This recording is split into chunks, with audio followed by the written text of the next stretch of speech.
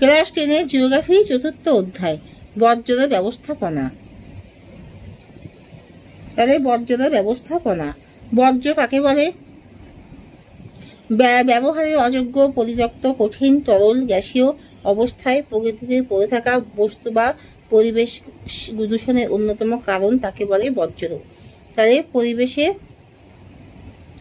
ব্যবহারে অযোগ্য, পরিত্যক্ত, কঠিন, তরল, গ্যাসীয় অবস্থায় প্রকৃতিতে পড়ে থাকা বস্তু যা পরিবেশ দূষণের অন্যতম কারণ তাকে বর্জ্য বলে, যেমন ভাঙা প্লাস্টিক, ছেঁড়া কাগজ, নোংরা জল ইত্যাদি।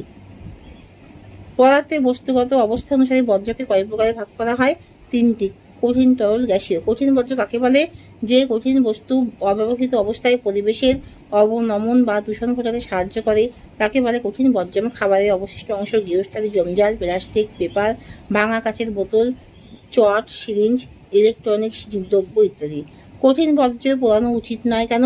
কঠিন বর্জ্য পোড়ালে তা থেকে যে গ্যাসগুলি sulphur dioxide, hydrogen fluoride, carbon monoxide নির্গত হয় তা পরিবেশ দূষণ ঘটায়।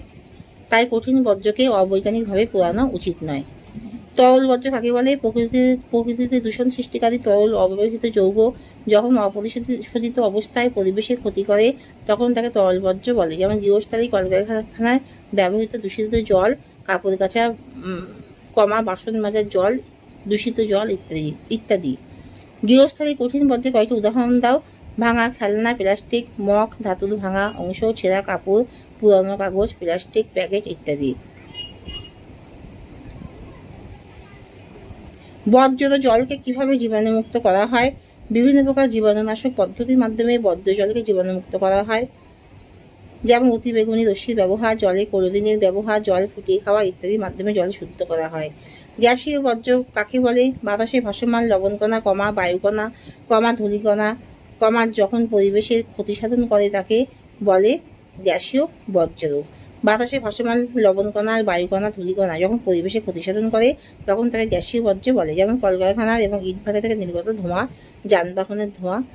বিষাক্ত বর্জ্য বলতে কি বোঝো? নানা ধরনের বর্জ্য পদার্থ যা থেকে বিভিন্ন ধরনের বিষক্রিয়ার উদ্ভব হয় যেগুলি একেবারেই পরিবেশ বান্ধব নয় সেগুলিকে বলা হয় বিষাক্ত বর্জ্য, যেমন শিল্পজাত নানান প্রকার তেজস্ক্রিয় পদার্থ, ইউরেনিয়াম, থোরিয়াম প্রভৃতি। বিষহীন বর্জ্য কাকে বলে? যেসব বর্জ্য পদার্থগুলি বিষক্রিয়া নেই, যেগুলি পরিবেশের কোনো প্রকার ক্ষতিসাধন করে না তাকে বিষহীন বর্জ্য বলা হয়। জীব বিশ্লেষ্য বর্জ্য কি? জীব বিশ্লেষ্য বর্জ্য হলো যে বর্জ্য পদার্থ পরিবেশে কোনো ক্ষতি করে না, ব্যবহারের পরবর্তী বাতিল অংশ পরিবেশে উপস্থিত বিভিন্ন জীবাণু বা ব্যাকটেরিয়ার দ্বারা বিয়োজিত হয়ে পুনরায় পরিবেশে মিশে যায় তাকে জীব বিশ্লেষ্য বর্জ্য বলে। জৈব বর্জ্য কাকে বলে? উদ্ভিদ ও প্রাণীর দেহের অংশবিশেষ বা দেহাবশেষকে মূলত জৈব বর্জ্য বলা হয়, যেমন মৃত পশু পাখির দেহ, ফুল ফল, শাকসবজি ইত্যাদি হলো জৈব বর্জ্য। তাহলে এখানেই শেষ করলাম।